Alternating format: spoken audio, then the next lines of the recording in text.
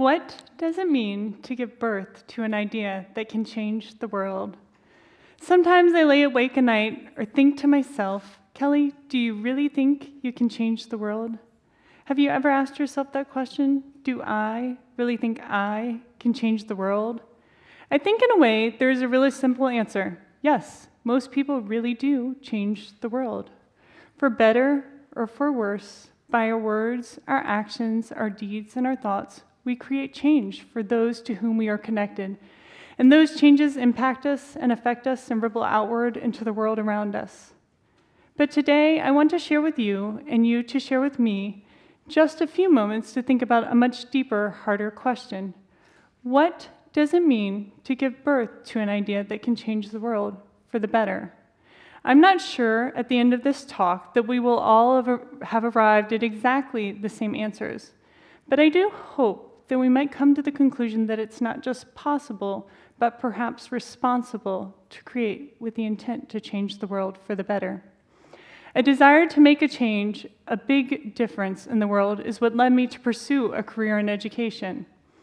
But that desire was kindled by many people along the way.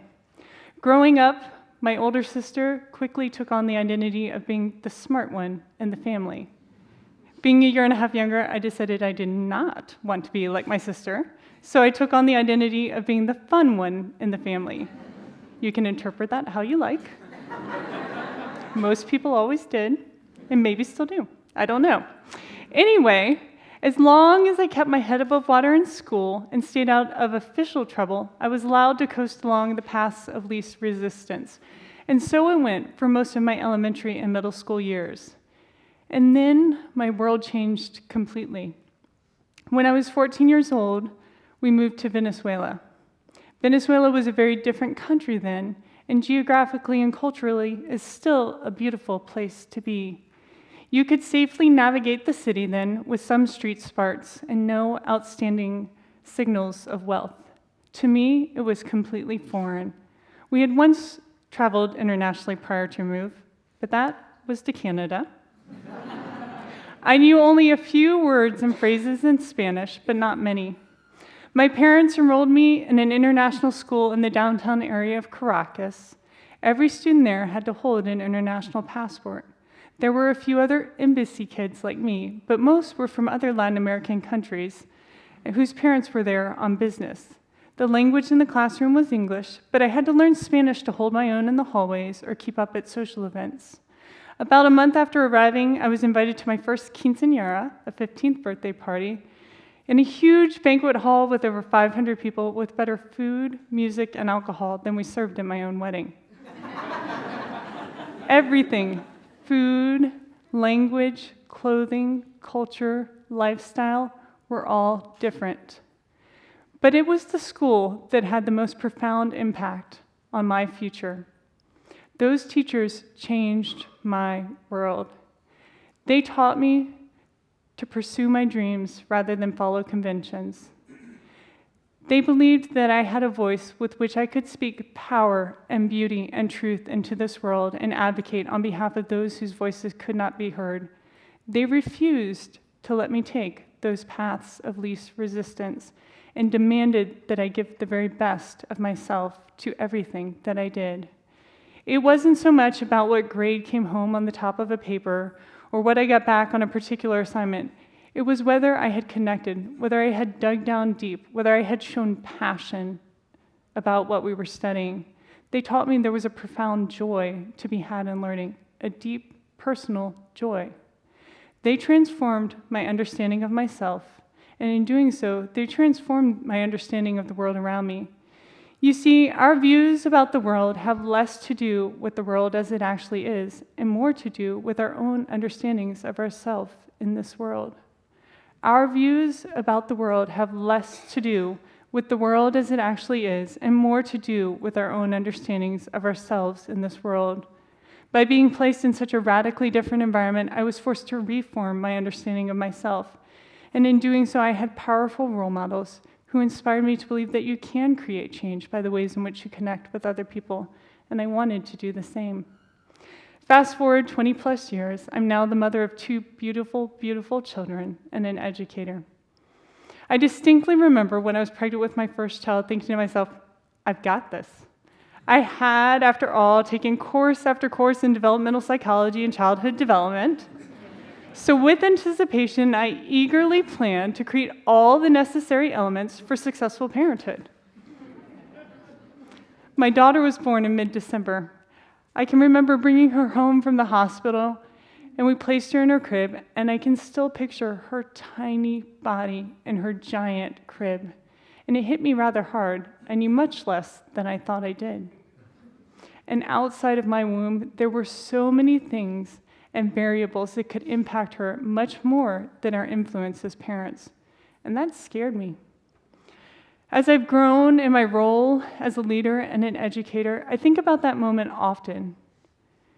Leading a change, bringing forth a new initiative, sharing an idea is much the same process. In your head, an idea is all yours. You can grow it and build it and shape it and mold it, and no one else can touch it, and it is precious. The minute you bring that idea out into the world, you relinquish your ability to be the sole owner and developer of that idea. And those prospects can be scary. So scary, in fact, I think many of us would avoid making ourselves vulnerable in that way, and so we don't take those risks altogether. As an educator, I am humbly called not only to lead, but sometimes walk along beside and even behind those that I serve within my own school community. Each day brings greater or lesser success, but even on those days in which I feel defeated, I know there are few other places that hold such potential for change. One of my most rewarding and challenging tasks is to inspire others to create change, positive change, for their students in their classrooms and in their work. About a year and a half ago, I found myself growing impatient with the ways in which schools have historically bound us to one way of connecting with our students. I kept reflecting on this question: how do we connect teachers in such a way that they can create change in their classroom to transform education? In reimagining what schools could and might be, it struck me how artificially unconnected schools are from the change and innovation happening in the world around them. I wanted to find a way to connect my teachers and my faculty to new ways of thinking and communicating being lived out in our own local community. I realized that the only way to enter this conversation in a really authentic manner was to connect with other educators in other contexts, with innovators and entrepreneurs and those outside of education vested in our schools. If we want to transform our understandings of education, we must transform our understandings of ourselves as educators. And we do this like any other change by connecting with others in new and different ways to reform our preconceived notions, ideas, and outlooks through a broader lens or perspective. Several local innovators and entrepreneurs in the community, some of whom are here today, stepped up to join with me in that work. We created a space for dialogue, collaboration, conversation. And in that connected space, we found that there are frameworks and processes that entrepreneurs and innovators use every single day that are never taught in our schools. We realized that these could be used to empower our students to pursue their dreams rather than follow conventions.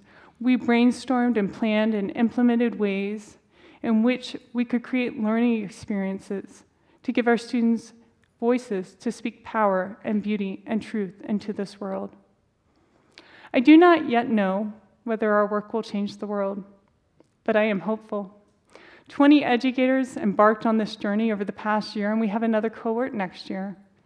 Each of those teachers has a classroom full of students each day, maybe each period, and they'll have another set next year, and so on and so forth. If each of those teachers can transform just one student's understanding of themselves, they can transform their understanding of the world around them, and in doing so, change the world for the better. In closing, I would like for those educators here today to take out your hands and place them in front of you. Reach out to your right or to your left and take the hand of the person sitting next to you. And once someone takes your hand, I'd like for you to reach out your hand and reach to your right or your left or up or down if you're on an aisle and take the hand of the person sitting next to you.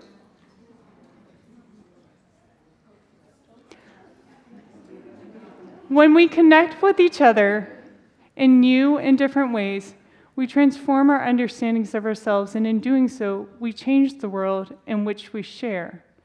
So for now, I decidedly rest on the answer that we can give birth to ideas that change the world for the better. I challenge you to connect, to act, to engage alongside others whom you may not otherwise interact with. Broaden your understanding of what it means to be in this world, of yourself in this world. What idea can you birth to change the world for the better? Thank you.